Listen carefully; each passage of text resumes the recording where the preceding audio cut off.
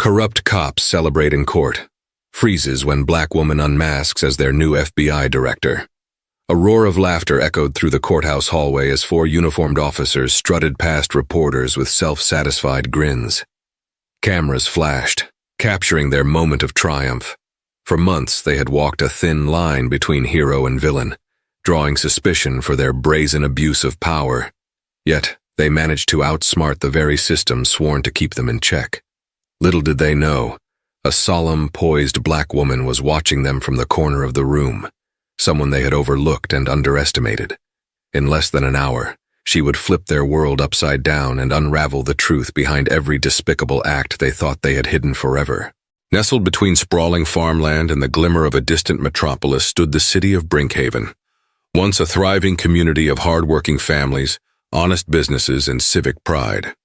With its wide downtown streets and stately courthouse perched on a slight hill, Brinkhaven resembled a picturesque postcard.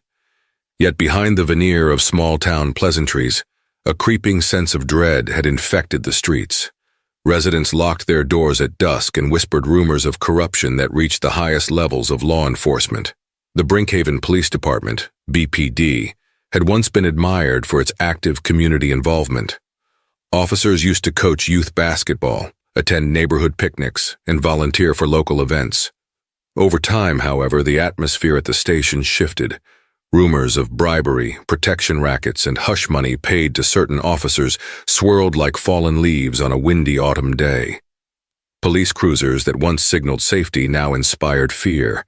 Sirens at midnight seemed to be the herald of shady deals rather than the pursuit of justice. People first noticed something was amiss when a local journalist, Kevin Cross, wrote a series of investigative articles. Kevin, a Brinkhaven native who worked for the county newspaper, the Brinkhaven Record, dared to question a spike in unsolved crimes.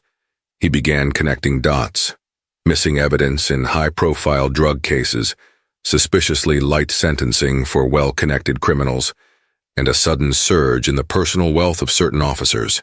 Whenever Kevin probed deeper, he was met with intimidation. Anonymous phone calls, slashed car tires, and cryptic threats scrawled on his front door. Nonetheless, the evidence kept stacking up. Kevin's articles shone a cautious light on four officers in particular: Captain Frank Kowalski, Lieutenant Darren Reese, Sergeant Brian O'Connor, and Officer Heather Mallory. Their arrests of known drug traffickers often ended in missing funds or lost confiscated assets. Official documents were mysteriously altered, and any snags in their meticulously crafted corruption machine were quickly smoothed over or hushed.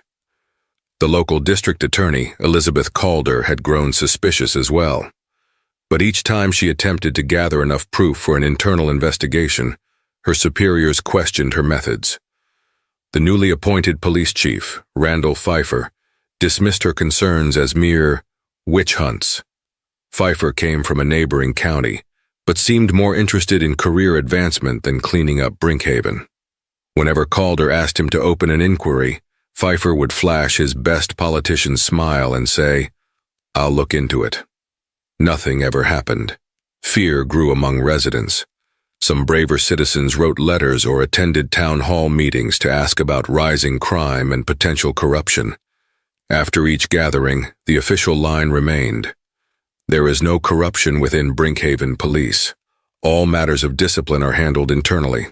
As for Kevin Cross, he pressed on, gathering tidbits of intel from terrified whistleblowers. He risked his reputation and safety to expose what was quickly becoming the city's worst scandal in decades. But no matter how damning the evidence seemed, certain powerful figures always shielded the four officers. D.A. Calder found critical documents missing from the city's archives. Kevin Cross found that potential witnesses had either moved away or recanted their statements under duress. The city council seemed paralyzed. A well-oiled machine of fear and intimidation protected BPD's dirty little secret. What no one expected, least of all the corrupt cops, was the sudden reallocation of federal resources to Brinkhaven. The FBI had been quietly monitoring trends in the area. Thanks to Kevin Cross's articles and a few anonymous calls placed to a federal tip line, a special undercover operation was launched from the J. Edgar Hoover building in Washington, D.C. Rumors of an incoming shakeup rippled through hush-hush channels. Unbeknownst to Brinkhaven PD, a single undercover agent had slipped into their midst. Her mission? Gather enough incriminating evidence to trigger federal indictments. But even her superiors at the Bureau had no clue of the magnitude of what she would discover, nor how it would all lead to one explosive day in court. In the heart of the Brinkhaven PD building, an aging, gray structure with flickering fluorescent lights, Captain Frank Kowalski held court. He'd spent most of his career presenting himself as the cop next door, eager to help and always wearing a friendly smile. The truth was far darker. Kowalski was the mastermind behind the illicit operations that had taken root in Brinkhaven. His office, with its cheap blinds and stale coffee, served as the nerve center for backroom deals and hush-money negotiations. Kowalski managed the local drug trade by dictating which dealers could operate freely, so long as they paid him a handsome cut. If any competitor popped up, Kowalski's team was dispatched to shut them down under a contrived bust. Then a portion of the confiscated cash or drugs disappeared, quietly enriching him and his loyal officers. Lieutenant Darren Reese, a tall man with a booming voice, acted as Kowalski's enforcer and personal pit bull. Reese's record was filled with commendations for bravery under fire, but that shining track record masked his willingness to do whatever his boss asked. No questions, no hesitation. He was the muscle, intimidating witnesses, suspects, and even fellow officers who dared cross Kowalski. Under his watch, Brinkhaven's rank-and-file officers rarely questioned orders. Sergeant Brian O'Connor was the intellect of the operation. He excelled at forging paperwork, manipulating timelines, and tampering with case files. His specialty was turning what should have been open and shut cases into labyrinthine dead ends. If D.A. Calder requested evidence from a specific case, O'Connor knew how to claim it had been lost in a computer glitch or destroyed by accident. He moved like a ghost through administrative loops, leaving minimal paper trails and stifling investigations before they began. Officer Heather Mallory, the youngest member of the group, was adept at blending in. With her wide, innocent eyes and a friendly demeanor, she had perfected the art of building trust in the community, only to exploit it. Mallory cultivated informants, teased out rumors, and fed the group critical intelligence on who might be cooperating with outsiders like Kevin Cross or D.A. Calder. She frequently visited local bars and nightclubs, cozying up to patrons who might have valuable information. If someone new showed up in town, or if an existing resident suddenly asked too many questions, Mallory would tag them for surveillance. The synergy among these four officers created a climate of pervasive fear and suspicion. Even those in the police force who weren't involved in wrongdoing were too terrified to speak out. Suspicions were met with dead-end promotions or forced resignations. For Captain Kowalski, the city's downfall was nothing personal, just business. He managed to rationalize that his actions kept Brinkhaven from devolving into complete chaos. After all, the drug trade was going to exist somewhere. He might as well control it and pocket the profits. To him, the public's trust was a resource to be harvested, not a sacred duty to be guarded. But small cracks began to form in his well-laid plans. Kevin Cross's articles had started to awaken the curiosity of the outside world. The FBI was quietly digging, and Kowalski suspected that infiltration might already have occurred. He felt an uneasy tension in the station's corridors, as though the walls were listening. To counter potential infiltration, Kowalski tasked Officer Mallory with identifying any new faces in Brinkhaven. For months, Mallory quietly investigated newcomers at the local library, coffee shops, and rental apartments. That was when she encountered Rachel Monroe, a shy woman who had recently moved to Brinkhaven to work at the county archives. Mallory found nothing overtly suspicious about Rachel, but there was something intangible that set off her gut instincts. She tried to dig deeper, but Rachel's background was impeccable on paper. A graduate degree in history from a reputable university, references from a small museum, and receipts for an out-of-state relocation. Rachel kept to herself, rarely socializing, always smiling politely whenever their paths crossed. Despite Mallory's instincts, no red flags popped up in official records. Although uneasy, Mallory decided to keep an eye on Rachel. She confided her suspicions to Kowalski, who told her not to worry. "We run this town. If she is a threat, we'll deal with her." But Mallory's intuition wouldn't let the matter rest. Sometimes the agent you never suspect is the one who can bring down an empire. Rachel Monroe was, in fact, Special Agent Tiana Rosewood of the FBI, an operative with a stellar track record for cracking high-stakes corruption cases. She had grown up in a tough Philadelphia neighborhood, watching how power and fear could corrupt entire communities. Tiana's childhood experiences shaped her into a relentless seeker of justice, unafraid to challenge the system, and determined to excel in a field dominated by men who often doubted her capabilities. Her undercover operation in Brinkhaven was approved by a small, tight-knit task force based in Washington, D.C., who had been alerted to suspicious patterns by the district attorney's office and tips from journalist Kevin Cross. She was well aware that, as a black woman in a predominantly white town, she might face prejudices, but that could also be her advantage. People often discounted her or assumed she was incapable. They would never guess she was the key to unraveling a sophisticated web of police corruption. Her first weeks in Brinkhaven were all about assimilation. She frequented the local library, introduced herself to staff at the county archives, where she pretended to work, and learned the intricacies of the city's daily life. She discovered that folks in Brinkhaven were friendly on the surface but guarded in their conversations. She took mental notes on social cliques, favored watering holes, and any local gossip that might lead her closer to Kowalski's operation. Tiana's break came when she found a way to befriend Kevin Cross. She had admired his investigative prowess from afar, appreciating how his articles had nudged the FBI to take notice. Over coffee at a local diner called Maggie's Kitchen, famous for its homemade pies, Tiana confided in Kevin that she was researching historical records about Brinkhaven's early settlers. He, in turn, expressed interest in her presence, hoping a fresh pair of eyes might help him with his next exposé. They talked at length about the city's architecture, local legends, and the wave of rumored police corruption.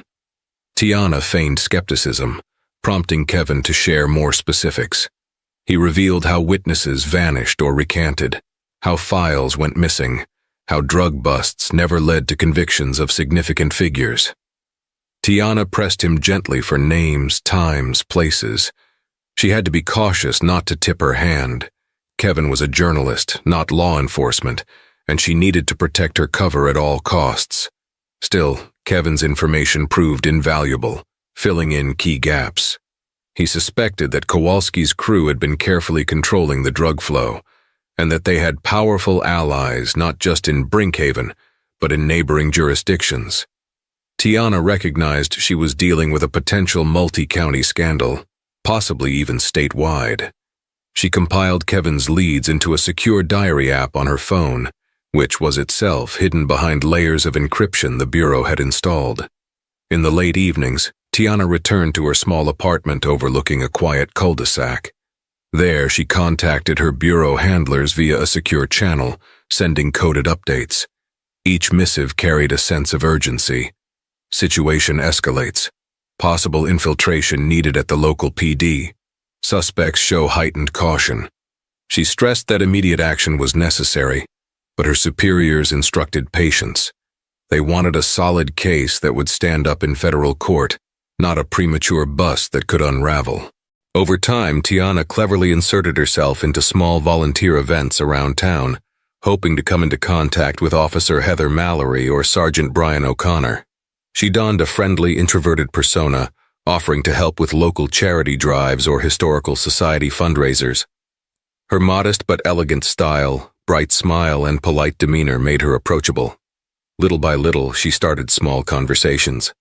"What's the best place to get coffee around here?" Or, "Have you heard about that weird break-in last week?" She feigned harmless curiosity, wanting them to let their guard down. One night, while attending a community potluck at Brinkhaven Civic Center, she caught a glimpse of Officer Mallory scanning the room. Their eyes met for a fleeting moment, and Mallory nodded in recognition. Tiana responded with a gracious smile, playing the part of a timid newcomer. Mallory walked over and struck up a conversation. "You're the one who just moved here, right? Rachel Monroe." "Yes, that's right," Tiana responded, her voice slightly higher than usual. "I'm working at the county archives. It's such a quaint town you have here." Mallory surveyed her with polite curiosity. "So what brings you all the way to Brinkhaven for an archives job?" "It's a temporary research project on local historical records. I'm hoping to turn it into a publication on the city's founding families." Tiana shrugged, trying to appear awkward yet enthusiastic. "Might sound boring, but I find it fascinating." "Boring? Not at all," Mallory said with a gentle laugh, though her eyes were calculating. "Well, if you need any help or if you ever feel unsafe, just give me a call at the station." Though the conversation lasted only a few minutes, Tiana sensed that Mallory was sizing her up. She played her part well, unsuspecting, polite, harmless. That night, Tiana sent a coded message to her FBI contact.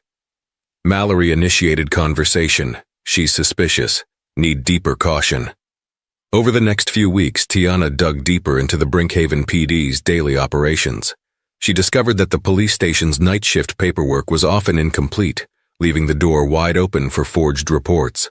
She also heard rumors from locals about a private property on the outskirts of Brinkhaven, an abandoned warehouse that had become a hot spot for suspicious activity. Tiana's gut told her that if the BPD was indeed orchestrating crimes, this warehouse was probably a front for drug storage or stolen goods. She arranged a covert meeting with District Attorney Elizabeth Calder at a roadside diner just outside city limits. Calder was initially cautious, unsure if Tiana was yet another potential threat. Once Tiana discreetly flashed her FBI credentials, concealed under her false identity documents, Calder's shoulders visibly relaxed.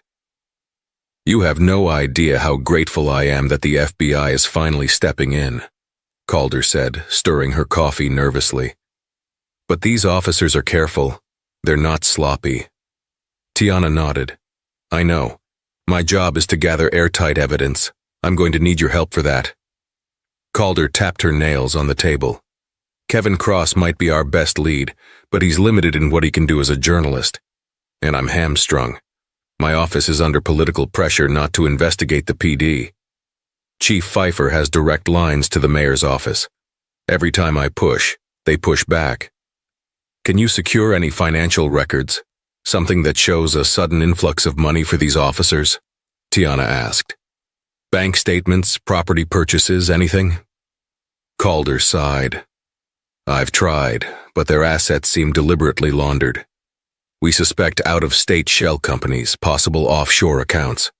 But everything I've found so far isn't conclusive enough for indictments." Leaning forward, Tiana spoke in a quiet yet determined tone. "Then we'll need a direct link, an undercover buy or recorded conversation that implicates them.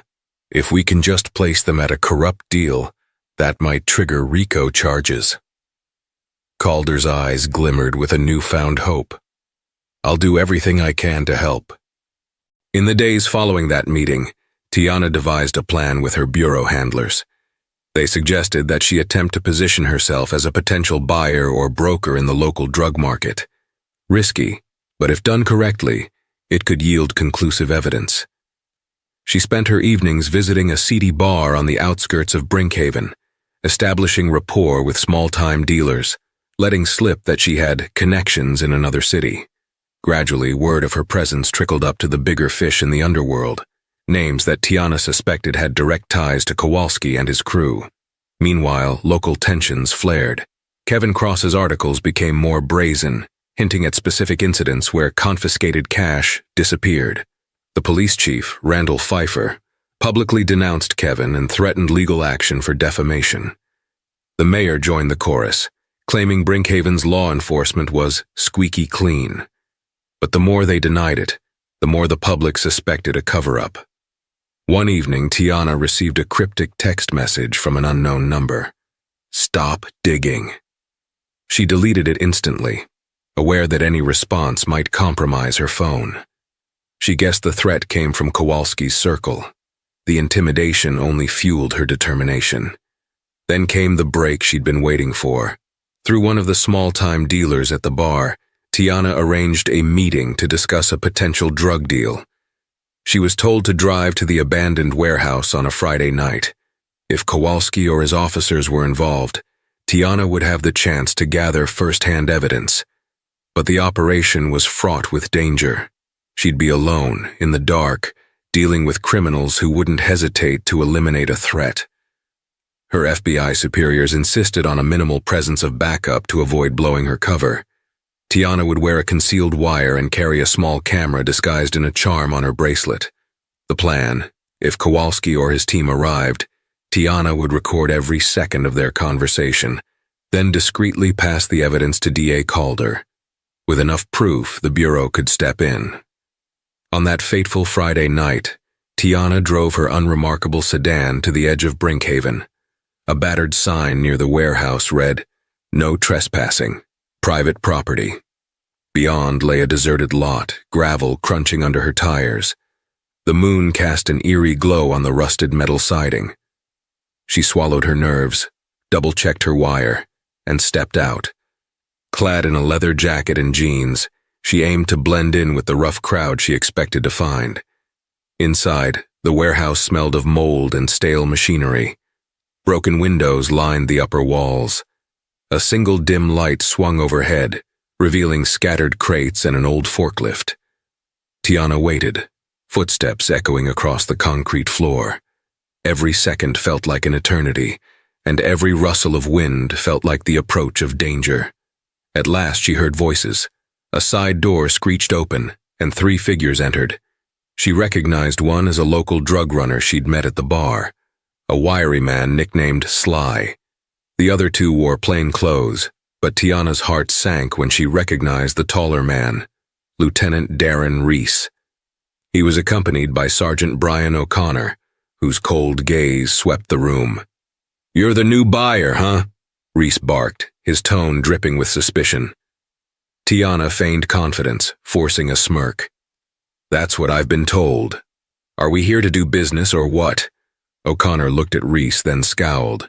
"We don't like new faces." Sly, attempting to play the middleman, tried to ease the tension. "Chill, fellas. She's got serious backing from out of town. Money's good, I checked." Reese stood inches from Tiana, his imposing figure overshadowing her. "If you try anything, we'll bury you so deep they'll forget you existed."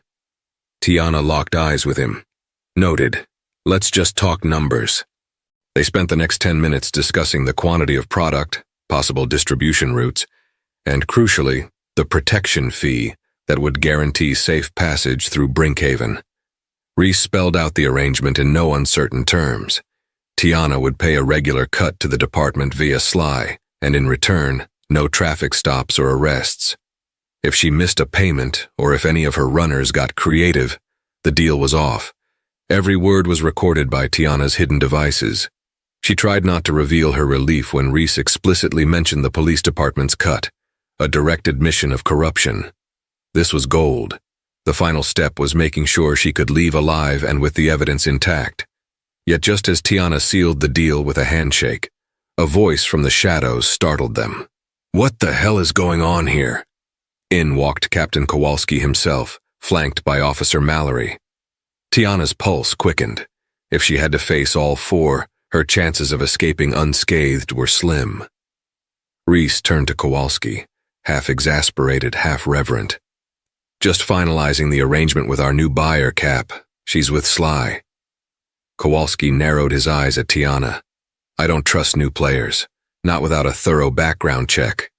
He motioned to Mallory, who stepped forward with a practiced intimidation tactic. "I've seen you around town," Mallory said. "Rachel Monroe, right? Moved here to study records?" Tiana forced a dismissive shrug. "That's my cover story, sure, for all the old folks in town. Didn't realize I'd draw so much attention." Her nonchalance seemed to mollify Kowalski a bit. He crossed his arms, considering. "We run a tight ship here. If you screw with us—" "I get it," Tiana interrupted, inwardly praying her boldness wouldn't get her killed. "We're all in this for one thing, money. I'll pay my share and keep quiet. End of story. Kowalski stared her down for a tense moment, then nodded to Reese. Fine, we'll see how this plays out, but watch her. Mallory was ordered to do a more thorough background check ASAP. Tiana knew her cover was on borrowed time. Before leaving, Mallory shot Tiana a look that was half suspicion, half grudging respect. Tiana, for her part, kept her poker face, hoping the beads of sweat forming at her temple weren't too obvious in the dim light. She made her exit smoothly, driving away with Reese's voice echoing in her mind. We'll be in touch. The mission had succeeded beyond expectations. She had recorded direct admissions of corruption from high-ranking officers. However, she was now on Kowalski's radar. Any misstep could mean deadly retaliation. As Tiana raced back toward her apartment, she felt a surge of adrenaline. She knew that the final blow against Brinkhaven's corrupt police operation was fast approaching. The evidence was potent enough to trigger federal indictments if properly presented. She had to get that recording to the right hands before Kowalski's crew figured out who she really was. First thing the next morning, Tiana arranged to meet Kevin Cross in an abandoned park on the outskirts of town. For once, she felt a tinge of relief at the early morning mist that cloaked the park in privacy. She handed him a thumb drive containing compressed audio and video files of her encounter at the warehouse. It's all there. Explicit proof of the BPD's involvement in drug trafficking, Tiana whispered, her eyes darting around to ensure no one overheard. You need to keep it safe. If anything happens to me, you run this story. Expose them completely. Kevin stared at the thumb drive as if it were a live grenade. You're serious. This is what I've been trying to uncover for years. His voice trembled with both excitement and fear. Yes, and now we have the chance to end it, Tiana said. But you can't publish this yet, not until we coordinate with DA Calder and the FBI. If Kowalski suspects the feds have this, he'll lash out. We need him relaxed, celebrating his sense of invincibility. Kevin nodded, understanding the gravity of the situation. All right, I'll hold off. Just promise me you'll be safe. No promises, Tiana replied with a half smile, then disappeared into the morning fog. With the incriminating evidence secured, Tiana contacted DA Calder from a burner phone. They agreed to meet at a secret location, an old library basement that Calder's office sometimes used for sensitive document storage. There, Tiana played the recordings for Calder, who listened with widened eyes. By the time the final clip ended, Calder looked both triumphant and deeply anxious. This is exactly what we needed, she said. We can bring federal charges. RICO, conspiracy, drug trafficking, corruption, the works. But I need time to convene a grand jury. Don't take too long, Tiana warned. Mallory's suspicious of me. She'll dig until she uncovers my real identity. If that happens before we strike, we lose everything. Calder promised to expedite the process. She explained that the FBI's official presence would be required to serve warrants to the police department. Tiana's undercover sting would be the linchpin. The plan was to orchestrate simultaneous arrests to prevent any of the corrupt officers from fleeing or destroying evidence. But fate had another twist in store. That evening, Tiana was in her apartment reviewing the latest field intel. She noticed a black SUV parked across the street with tinted windows. Could be just a neighbor's friend, she told herself, yet her instincts screamed otherwise. After an hour, the SUV didn't move. The silhouette of a man behind the wheel remained unmoving. Quietly, Tiana assembled a small go bag with essential items, her fake ID, extra phone, a loaded pistol, and the ring-coded key to her sedan. She turned off the lights in her apartment and peered through the blinds. The SUV's headlights flickered on. Whoever was inside knew she was watching. Suddenly, she heard footsteps in the hallway, approaching her door. A single knock echoed through her modest living space. Tiana crept to the door, gun in hand, and opened it just enough to see who was there. To her surprise, it was Kevin Cross, his face pale, sweat trickling down his forehead. He looked over his shoulder nervously. I think I'm being followed, he stammered.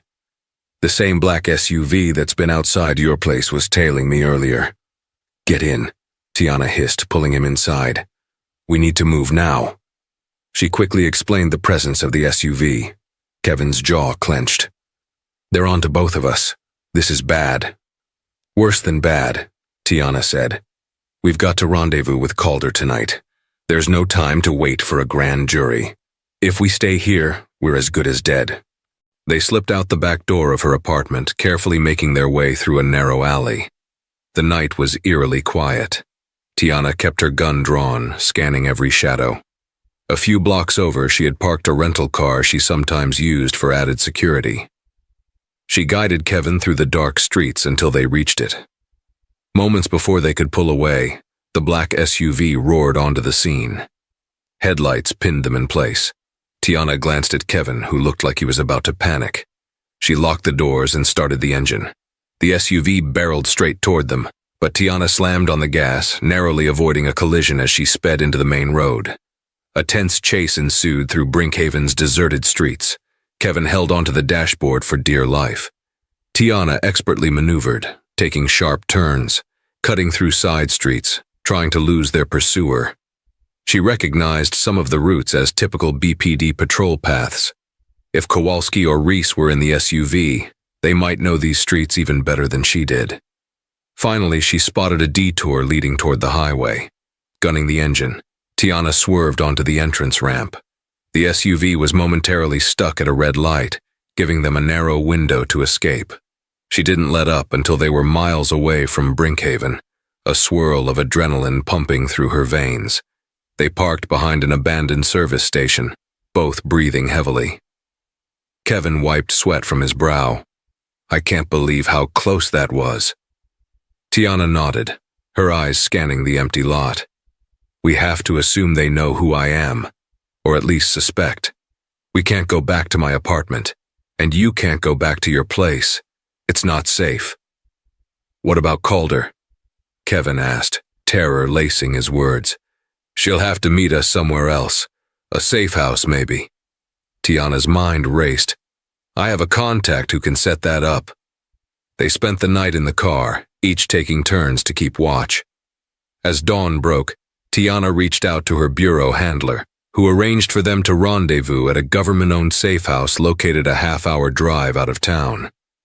With that plan in motion, they set out, hearts pounding, unsure if they'd make it out alive, or if Kowalski's men would intercept them first. The next 2 weeks were a whirlwind of covert planning and legal maneuvering.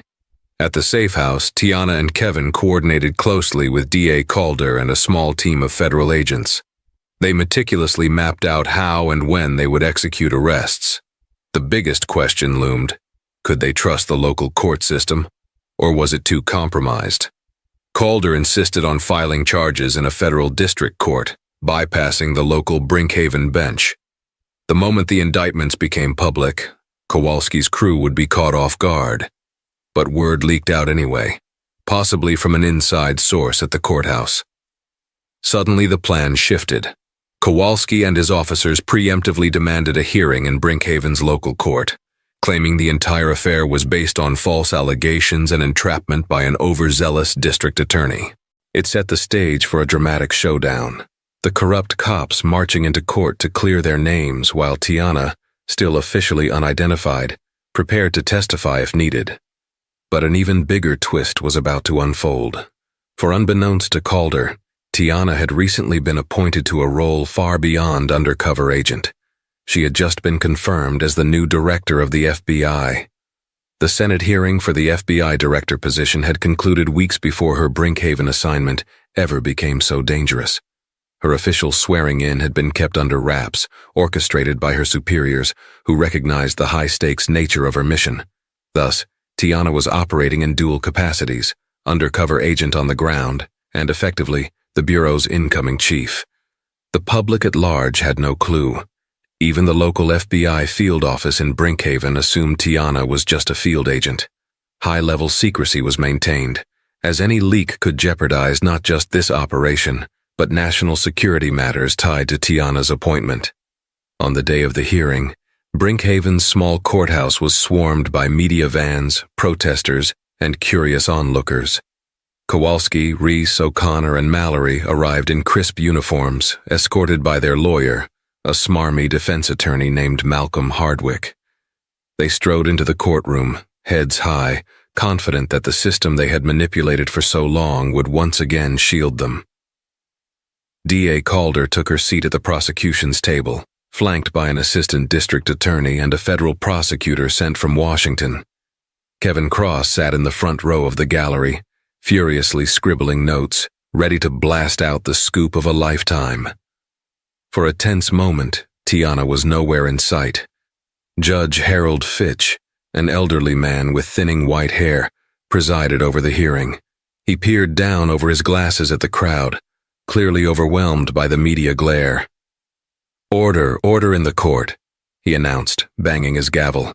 "This is a preliminary hearing to address claims brought by the District Attorney's Office and the United States Department of Justice against certain members of the Brinkhaven Police Department."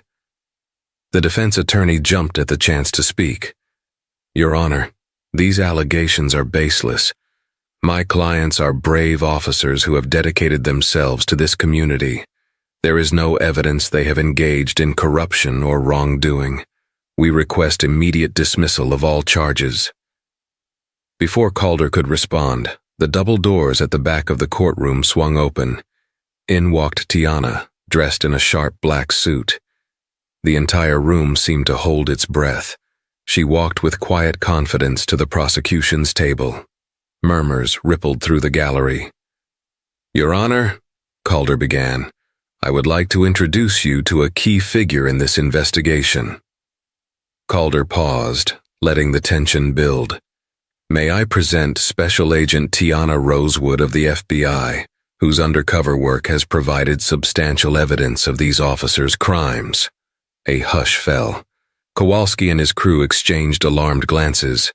Hardwick's mouth tightened, but that was not the only surprise.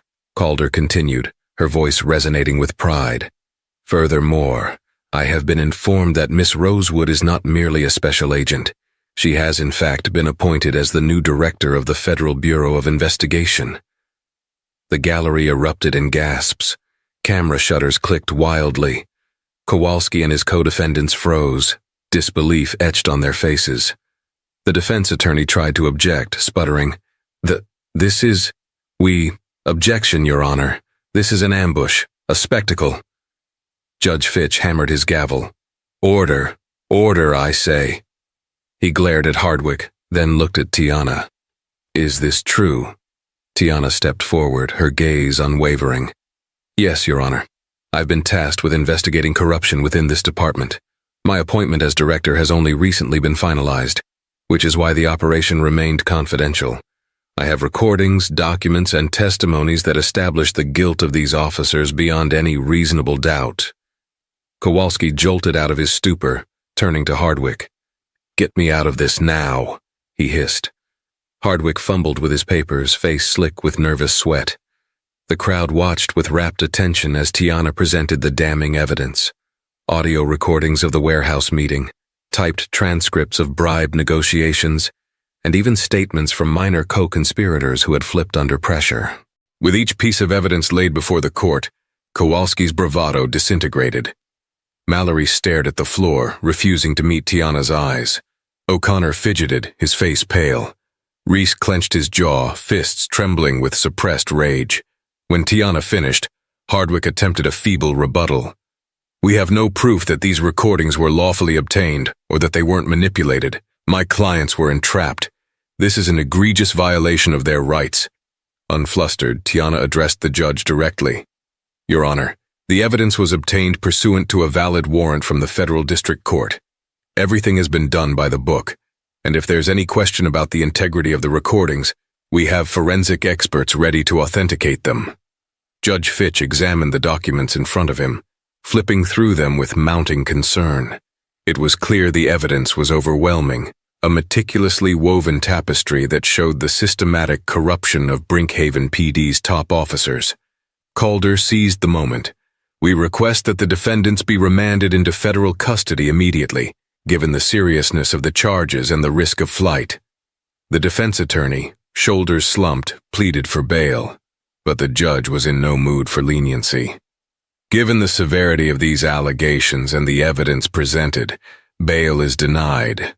The defendants will be taken into federal custody, pending trial. The bailiffs moved in, cuffing each officer. Kowalski erupted in protest.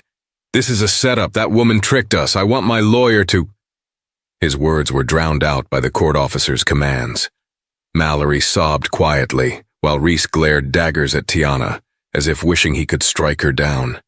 O'Connor seemed dazed, muttering curses under his breath. In the chaos, Tiana stepped aside, letting the federal agents handle the arrests. Cameras captured every second, and in that moment, Brinkhaven witnessed the downfall of 4 once-feared cops who had believed themselves untouchable. Brinkhaven awoke to a rare hush on the morning after the arrests. A muted sunrise settled over the rows of modest homes and shuttered storefronts, almost as if the sky itself was holding its breath. No more sirens wailed through the night, no more foreboding presence of squad cars, their occupants armed with unspoken threats. The city that had once cowered under the invisible weight of its own police force found itself in a strange new world where corruption was suddenly, astonishingly being held to account. For residents who had grown resigned to the stench of graft, the reality was both exhilarating and terrifying. They lined the streets, some hugging each other in cautious optimism, others remaining stoic, waiting to see if true justice would prevail. Public opinion shifted moment by moment, swaying between relief that the corrupt were finally exposed and dread that a harsh reprisal might follow. These people had not forgotten all the times Brinkhaven's system claimed internal investigations would fix everything, only for the same crooked officers to show up days later, still wearing their badges. Yet, on this day, something felt different. Inside the holding cells of the federal courthouse, Captain Frank Kowalski stood by the small, barred window in his new beige jumpsuit. He had spent decades in uniform, always with starched collars and polished boots that signaled authority. That was all gone now. The bare concrete floors and the stale odor of disinfectant in the detention area were brutal reminders of how far he had fallen. He could feel the uneasy silence from the other side of the cell block, where his once loyal subordinates, Lieutenant Darren Reese, Sergeant Brian O'Connor, and Officer Heather Mallory, were likewise confined. Their presence weighed heavily on him, a constant reminder of his shattered domain. The space between them wasn't merely physical bars and walls. It was the immense gulf created by betrayal, blame, and failed loyalties. For the first time, Kowalski confronted the realization that he was not immortal. The allure of easy money and undisputed power had clouded his judgment for years. He had convinced himself that Brinkhaven's residents needed him to keep order, his way. Now, stripped of his rank and bravado, Kowalski wrestled with the truth. He had become the very menace he once swore to eradicate. Lieutenant Darren Reese, confined to a separate cell, oscillated between fury and a despair that smoldered in his chest. He had always been Kowalski's muscle, and his pride refused to let him appear vulnerable in front of the guards. Whenever footsteps echoed in the corridor, he hardened his expression, a show of defiance. But in the quiet moments, he would stare at the gray walls, fists clenched, questioning how it had all come crashing down. He blamed himself as much as he blamed Kowalski. Standing at the edge of a crumbling empire, he wondered if, in trying to wield absolute control, he had lost control of himself a long time ago. Sergeant Brian O'Connor was another story altogether, a man of cerebral cunning now paralyzed by the unescapable truth. In the hush of his cell, his mind churned frantically, sorting through illusions of a plausible defense, an angle that might spin the facts in his favor. But deep down, he recognized the absolute thoroughness of Tiana Rosewood's sting operation. The forged documents he once believed were impeccable lay bare. The entire machine he had so meticulously designed to thwart oversight was now evidence of his guilt. He was staring into the abyss of a lifetime's worth of deceit, and the abyss offered nothing but condemnation. Officer Heather Mallory, the youngest among them, found herself in the throes of a moral crisis. She'd joined Kowalski's ring believing, at least at first, that it was a practical way to secure funds in a struggling department. Over time, she hardened her heart and convinced herself she was just following orders. Yet, in the solitary space of her cell, Mallory wept for the first time in years. The tears weren't solely for her lost freedom, but for every life she had manipulated, every trust she had shattered. Try as she might, she couldn't ignore the image of Tiana Rosewood, poised, determined, quietly dismantling their corrupt enterprise from within. Outside the sterile walls of the detention area, the townspeople of Brinkhaven were beginning the slow, painful process of rebuilding their faith in the rule of law. A special meeting convened at City Hall, where local activists, business owners, and ordinary citizens gathered to voice their anger, relief, and aspirations for reform. Local activists demanded civilian oversight of the police department, calling for thorough vetting of new hires and mandatory body cams. Business owners urged the council to allocate more resources for community policing, hoping to attract new investment and tourism. Concerned parents spoke of how their children had grown up afraid of those who should have been their protectors. Former Police Chief Randall Pfeiffer had resigned in disgrace, though rumors swirled that he might face lesser charges for willful negligence. The mayor, currently weathering a recall initiative, tried to maintain a semblance of authority, but found little sympathy. People demanded accountability from every corner of the city's leadership. In the midst of this civic uproar, Kevin Cross became something of a local hero, though he carried the distinction uneasily. Journalists from national outlets flocked to interview him, drawn by his unwavering crusade for truth, in a city where the truth was systematically buried. Kevin responded with humility, crediting the courage of whistleblowers and the grit of DA Elizabeth Calder. Behind closed doors, however, he battled a surge of guilt. He recalled nights spent doubting whether he should continue his investigations, wondering if a single misstep would make him the next victim. Now, as cameras captured his every word, he felt a strange mixture of vindication and sorrow for all the people who had suffered under Kowalski's rule. At the federal courthouse, Tiana Rosewood, now fully revealed as the newly appointed director of the FBI, found herself caught between triumph and a profound melancholy. She had achieved the unthinkable, infiltrating a corrupt department, gathering airtight evidence, and handing the conspirators over to justice. But the weight of her victory pressed on her like an invisible burden. The crowning of her career came at the price of witnessing an entire city wounded by those sworn to protect it. As the day wore on, Tiana remained in a secure office, finalizing paperwork, coordinating with federal prosecutors, and offering statements to the press. Through a one-way window, she watched Kowalski and the other officers being led to transport vans that would take them to a more secure facility. Their defiant faces had melted into expressions of grim inevitability. A knock sounded at the door. DA Elizabeth Calder entered, looking weary yet determined. "Press is going wild out there," Calder said, setting down a stack of legal documents. "They want a statement from you as the director." Tiana exhaled, resting a hand on the table's edge. "I'll give them a statement soon, but first we need to ensure the next steps. We can't let Brinkhaven slip back into the shadows." Calder nodded. "Agreed. I've already drafted motions to seize any remaining assets Kowalski and his crew acquired through illegal means. We're coordinating with the newly appointed interim police chief, and we're filing charges against a few more people who tried to hide evidence."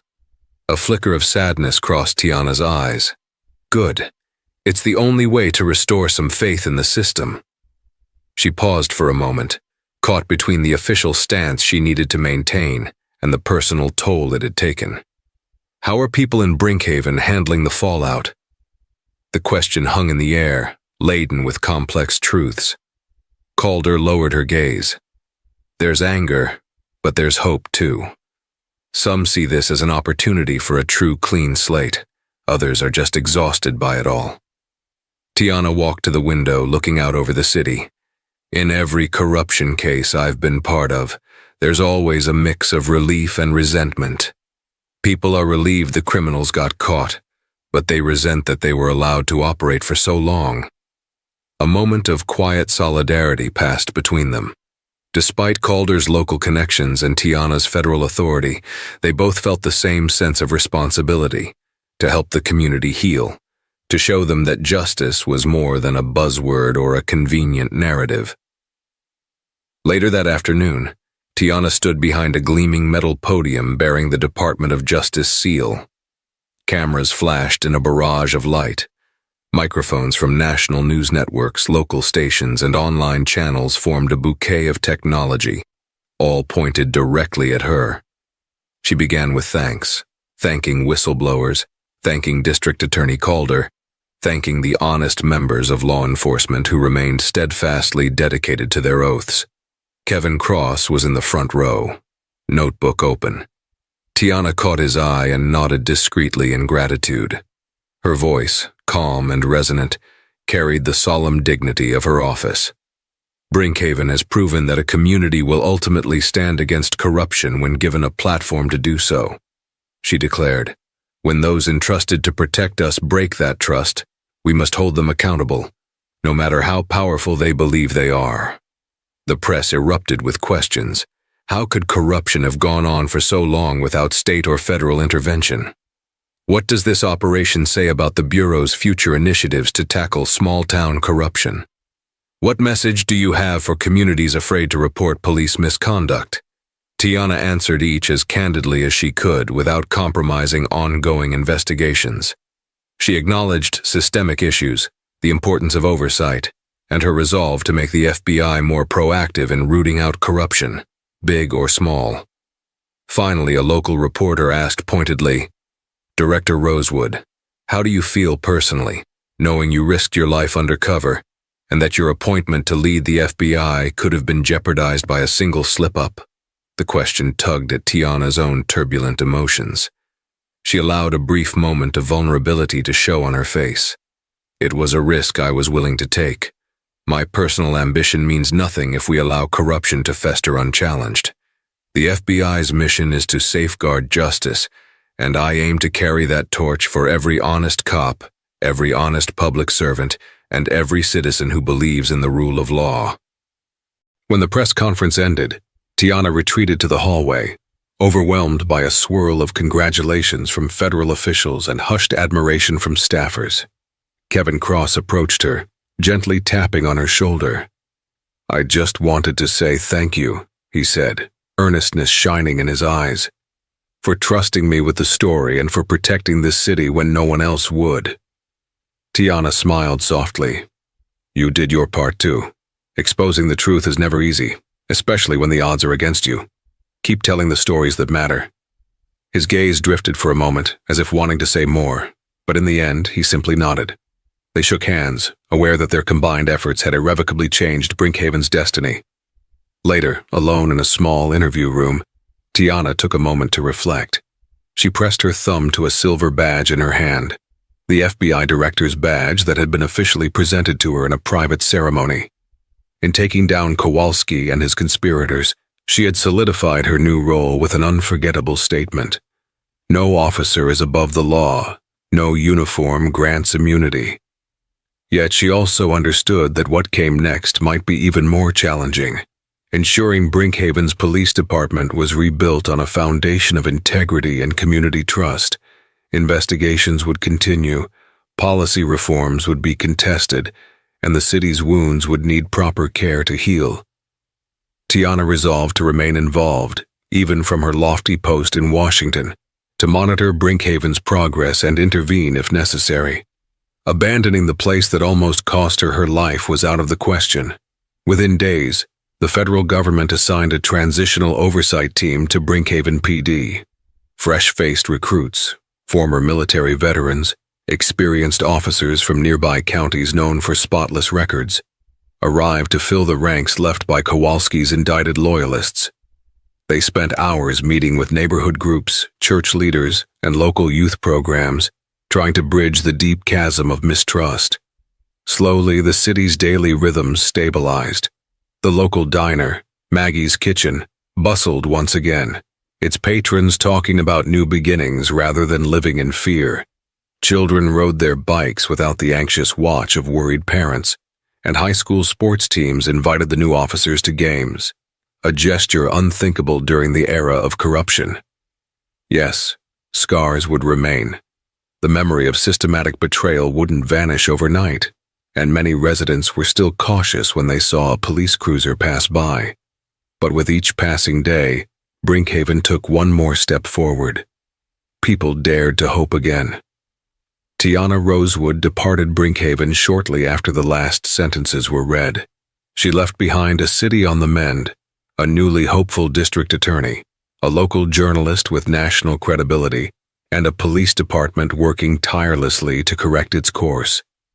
As her black SUV disappeared onto the highway leading toward Washington, D.C., she carried the lessons of Brinkhaven with her. Evil thrives in silence, but justice is louder when good people speak.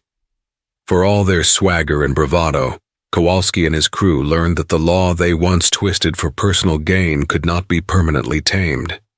In the end, hard karma demands its price, sometimes delivered by a woman they never thought to underestimate, whose very identity would shock them into submission.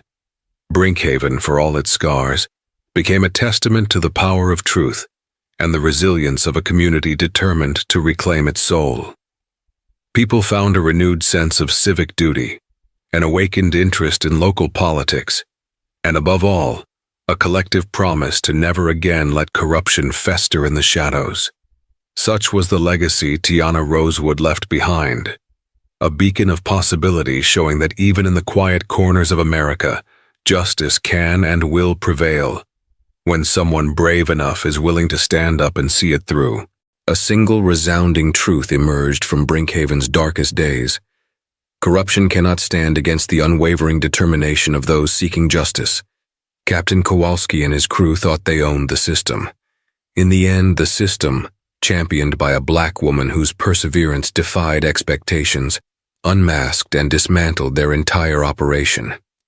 Through the courageous work of investigative journalism, the relentless push from a dedicated district attorney, and the ultimate undercover sting by the new FBI director herself, Brinkhaven's hard-fought victory stands as a beacon of hope for communities everywhere. Thank you for joining us on this dramatic journey of deceit, danger, and redemption. If you found value in this story, please hit that like button, share this video with your friends, and subscribe to the channel for more gripping tales. Your support helps us bring you more stories that inspire, enlighten, and above all, celebrate the triumph of justice.